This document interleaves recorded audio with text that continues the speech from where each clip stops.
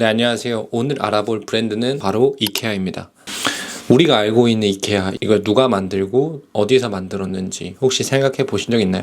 이케아는 1943년 스웨덴의 작은 마을인 엘름홀트라는 곳에서 잉바르 캄프라드라는 사람에 의해서 이케아가 설립이 됩니다. 캄프라드라는 사람이 했던 명언이 있어요. 가장 위험한 독은 성취감이고, 그거에 대한 해독제는 내가 어떻게 더 잘할 수 있을까를 매일 저녁에 생각하는 것이다 라는 말을 한 사람입니다. 이분의 이 철학 자체가 이케아에 많이 반영이 되기도 했고, 이분의 영향력이 이케아에서 당연히 컸다고 해요. 그럼 이케아라는 브랜드 명 자체는 어떻게 지어진 거냐면, 본인이 자랐던 농장의 이름을 가져왔다고 해요. 그래서 이걸 약간 축약해서 만든 브랜드 명이 이케아인데, 본인의 이름인 잉그바르 캄파르트의 I와 K, 그리고 엘름타르트라는 E, 아근나리드 A, 이렇게 합쳐서 이케아라고 명칭이 되었다고 합니다. 이게 스웨덴 발음이니까 스웨덴 발음을 한국어로 직역하다 보니까 이런 식으로 나왔는데, 또 아마 스웨덴 사람들이 부르는 이런 발음이 또 있겠죠. 근데 이 사람이, 이 캄프라드라는 사람이 왜 그럼 이케아를 설립하게 되었는지, 여기에 대해서 짧게 얘기하면, 이 캄프라드라는 사람은 어렸을 적부터 그 창업가가 되고 싶다는 그런 꿈이 있었다고 합니다. 어린 시절부터 성냥, 그리고 크리스마스 장식, 아니면 씨앗, 이런 것들을 팔면서 사업선을 조금씩 만들었다고 해요. 그리고 17세가 되던 해에 이케아를 설립하게 된 거죠. 그래서 초기 이케아는 뭘 팔았냐면 문구류, 지갑, 시계, 주얼리 등등 이런 쪽의 물품들을 좀 팔았다고 해요. 처음엔 가구가 아닌. 그리고 이케아가 생겨나고 나서 7년 후인 1950년부터 가구를 본격적으로 팔기 시작했다고 합니다. 그러면 이런 생각을 한번 해보신 적 있나요? 왜 이케아는 조립식 가구를 판매하는 걸까? 그냥 일반 가구를 판매할 수도 있는 건데 왜 조립식 가구를 판매하게 된 걸까? 이 캄프라드라는 사람의 철학 자체가 모두가 좀 사용할 수 있는 제품을 만들고 싶었다고 해요. 그러다 보니까 가구들을 팔았을 때 제일 문제되는 부분이 바로 배송비였다고 합니다. 이 부피가 크다 보니까 배송비가 어마어마하게 들고, 그로 인해서 이게 부담되는 사람들은 구매까지 이루어지지 않으니까, 그러면 생각해낸 묘수가 배송비를 절감하자. 배송비를 절감하려면 부피가 작아야 된다 해서 이 가구 조립식으로 만들었다고 합니다. 그래서 모든 사람들을 위한 더 나은 생활 공간이라는 이 철학을 가지고 이 캄프라드라는 사람이 이케아를 운영을 한 거죠. 그렇기 때문에 타 가구보다는 이케아라는 제품 자체가 좀 싸다라는 느낌을 받을 수가 있는 거예요. 이케아도 시대를 좀 잘 타고났다라고 말할 수가 있는 부분이 있는데요. 그 부분이 왜 그러냐면 2차 세계대전 이후 경제적으로 좀 안정화가 들어서면서 중산층이 집에 홈데코나 어떤 가구들에 눈을 돌리기 시작을 한 거죠. 그러면서 사람들이 안정화된 삶을 다시 살기 시작하고, 스웨덴 중산층이 확장이 되면서 활용도도 좋고 실용적인 이케아 제품을 사람들이 발견을 하기 시작한 겁니다. 사업을 하게 되면 이런 시기도 굉장히 중요한데요. 저희가 코로나가 터지면서 마스크의 어떤 필요성이 부각이 되면서 마스크도 단가도 올라가기 시작하고 판매량이 어마어마했잖아요. 그렇듯이 이케아도 그 당시 세계 2차 대전 때문에 어느 정도 분명히 덕을 본 부분은 있었던 것 같습니다. 제가 살고 있는 유럽 자체도 굉장히 이케아에 대해서 이케아를 선호하기도 하고, 그리고 굉장히 많은 이케아 제품들을 사람들이 소비를 합니다. 제 집 같은 경우도 지금 보시는 바와 같이 이케아 제품으로 대부분 도배가 돼 있어요. 책상, 제가 일하는 책상이라든지 연필꽂이, 아니면은 책장, 지금 잠깐 봤던 이 공간에도 이케아 제품만 10개가 넘어요. 그만큼 사람들에게 사랑받는 브랜드인데, 어떻게 브랜딩을 잘했고 어떻게 이렇게까지 올 수 있었는지에 대해서 오늘 한번 설명해 보려고 합니다. 자, 그럼 이케아의 로고에 대해서 저희가 빼놓고 얘기할 수가 없는데요. 그럼 이케아 로고 한번 볼까요? 이케아 하면은 로고와 색상이 굉장히 뚜렷하고 사람들에게 많이 잘 알려져 있는데요. 어떻게 이렇게 사람들의 인식이 머릿속에 딱 남을 수 있는 로고를 만들 수 있었을까요? 여러분, 한 번이라도 파랑색, 노랑색, 그 이케아의 브랜드 컬러가 왜 이렇게 만들어졌는지 생각해 보신 적 있나요? 이케아의 시그니처 컬러인 파랑색과 노랑색은 스웨덴의 국기에서 가져왔다고 합니다. 이렇게 로고 자체에 브랜드 국가의 색깔을 넣는 건 자기의 나라, 그리고 국가 혹은 출신지에 대해서 강조하고 싶은 그 사람들의 그 욕구가 커요. 스웨덴 나라라는 거를 브랜드에 녹여내면서 글로벌 시장에서 스웨덴에 대한 어떤 각인을 시키려는 또 의도가 있다고 합니다. 그래서 이걸 뭔가 브랜드적으로 좀 다가가면 파란색이라는 컬러 자체가 신뢰를 또 표현을 하고, 노란색이라는 이 브랜드 컬러 자체가 이 따뜻함과 우호적인 것을 표현하기 때문에 또 컬러적인 부분이 조합이 또 좋기 때문에 이 컬러적을 봤을 때 굉장히 또 편안한 느낌을 받기도 하죠. 우리 오늘 이케아 갈 거야 라고 하면 생각나는 게 그 이케아 건물이잖아요. 그것도 다 파란색으로 이제 만들었고, 그래서 로고만 딱 노란색으로 돼 있죠. 이 캄프라드라는 사람이 그 스웨덴에 대한 어떤 자부심이 또 굉장했다고 합니다. 근데 그게 이제 자기의 브랜드까지 이어진 거죠. 그리고 이케아 같은 경우는 사실 로고들이 좀 많이 바뀌었어요. 저희가 이제 알고 있는 건 지금의 로고들이지만 사실 그 전에도 굉장히 많은 이케아 로고들이 있었습니다. 이런 부분은 이케아 웹사이트에서만 봐도 이게 바로 확인할 수가 있는데요. 근데 이제 이케아가 이런 식으로 브랜드 로고를 변화가 이제 일어났죠. 대기업 이케아는 어떻게 마케팅을 할까요? 우리 사람들은 이케아에 좀 좋은 어떤 추억, 그리고 좋은 이미지를 좀 갖고 있어요. 나중에 이케아를 가면 뭔가 신이 나잖아요.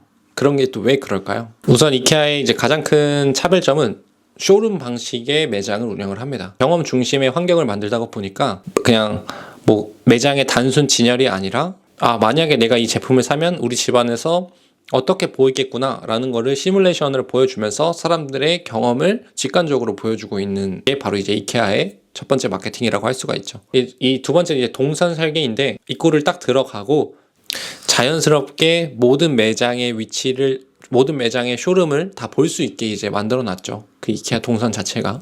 그러면서 이케아의 체류 시간을 더 길게 만듦으로써 사람들의 구매 욕구를 더 길게 만드는 게 이제 이케아의 두 번째 마케팅이라고 또 할 수 있죠. 세 번째는 자기가 조립하는 방식이 이 이케아에 대해서 많이 알려진 또 마케팅 방식이죠. 첫 번째 제가 말씀드렸듯이 이 사실 조립 방식 자체가 배송비를 줄이기 위한 첫 번째 마케팅 방법이었는데, 지금에서는 이제 우리 사람들이 사실 살아가면서 가구를 만들 일이 많이 없잖아요. 근데 이케아에서 그런 직접적으로 만들 수 있는 경험들을 선사함으로써 뭔가 이케아 가구를 내가 샀을 때 이거를 만드는 그런 어떤 이 재미의 요소까지 또 이제 같이 구매를 할 수 있는 거죠. 그러니까 상품만 구매를 하는 게 아니라 내가 이거를 조립해서 내가 이렇게 만드는 어떤 그 성취감과 재미까지 그 돈을 내고 구입하는 거라고 보시면 됩니다. 근데 여기서 이제 사실 이게 또 재미있을 수도 있는데, 어떤 사람들은 이게 재미없을 수가 있잖아요. 그냥 귀찮고 하기 싫고. 그래서 이제 여기에 대한 사업도 또 몇 가지가 나와요. 이케아 가구를 조립해주는 대행 업체들도 있습니다. 근데 이게 수요가 괜찮다고 합니다. 이거는 뭐 이케아에서 직접적으로 하는 건 아니고, 이제 그냥 개인들이 이렇게 어떤 플랫폼을 통해서 이런 것들을 대행해 주겠습니다 라고 해서 대행을 해주는 사업들이 있는데, 큰 대기업들은 주변에 작은 사업체들이 딱 붙어도 일감들을 많이 받을 수 있다 보니까 여기에서 이제 이런 게 나오는 것 같아요. 네 번째 마케팅은 다른 가구에 비해서 저렴한데 그래도 품질은 괜찮아, 쓰기 좋아 라는 인식이 이미 여러분이나 저한테도 그렇고 고객들한테 이게 어느 정도 다 인식이 되어 있는 것 같아요. 그렇게 마케팅을 했기 때문이겠죠. 이케아라고 하면 정말 고객 경험의 거의 끝판왕이라고 하는 브랜드잖아요. 그래서 이제는 가구를 넘어서 여러 가지 분야에서도 이케아를 하면 또 생각나는 것들이 있죠. 자, 첫 번째 바로 식당입니다. 이 이케아 매장 중간에 있는 이 식당 자체에서 이제 휴식을 하면서 거기에서 이제 저렴하게 음식을 또 많이 먹기도 하죠. 대부분 좀 다 저렴하게 메뉴들을 구성을 해놨고, 그리고 거기에서 이제 사용하는 모든 도구들이 다 이제 이케아 도구잖아요.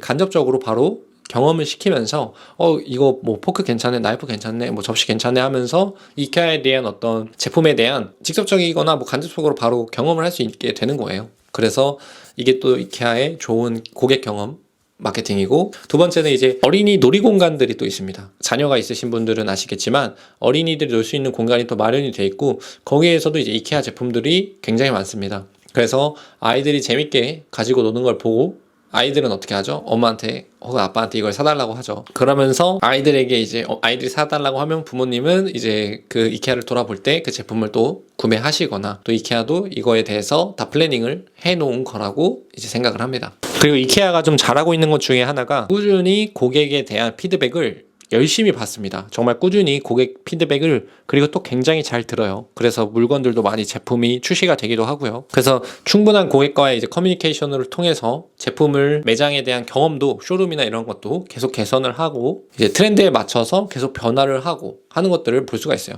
저도 이제 저번 주에 이사를 왔어요. 이사를 왔기 때문에 이케아를 또 가려고 한번 봤는데, 제가 사는 동네는 이제 함부르크라는 동네입니다. 이 함부르크라는 동네에서 이케아만 3개가 있더라고요. 3개 중에 가장 가까운 곳으로 가기는 했는데요.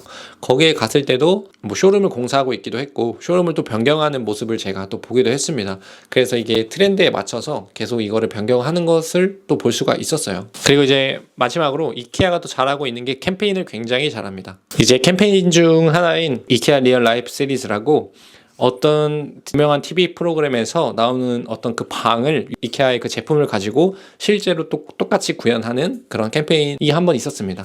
이제 제가 봤던 건 심슨네 가족이 나오는 심슨네 가족의 집을 이케아 상품으로 배치를 해서 그때 캠페인을 열었던 건데요. 심슨 가족이 어떤 팬인 사람들은 그런 것들을 보고 재미가 당연히 있을 수 있고, 그리고 거기에 대해서 이것을 또 사고 싶네라는 구매 욕구가 또 일어날 수가 있겠죠. 그리고 이제 두 번째 캠페인으로 디세이블스라는 어떤 캠페인이 있습니다. 그 캠페인은 몸이 이제 불편하신 분들을 위해서 이케아에서 그분들을 위해서 어떻게 가구를 더 쉽게 사용할 수 있는지 어떤 추가 부품들에 대한 소개 영상들도 있고, 이런 부품들을 3D 프린트로 구현을 해서 만들 수 있게 그 전 세계적으로 디자인 파일들을 무료로 배포함으로써 몸이 불편하신 분들이 있는 가정집에서 그렇게 또 큰 호응을 얻을 수 있었던 캠페인이었습니다. 그리고 세 번째 캠페인은 더 원더풀 에브리데이라는 이제 캠페인인데, 이 캠페인 같은 경우는 이케아가 고객에게 제공하는 이 제품들을 나의 일상생활 속에서 사용을 하게 되면 얼마나 내 일상생활이 개선되고 좋아질 수 있는지에 대해서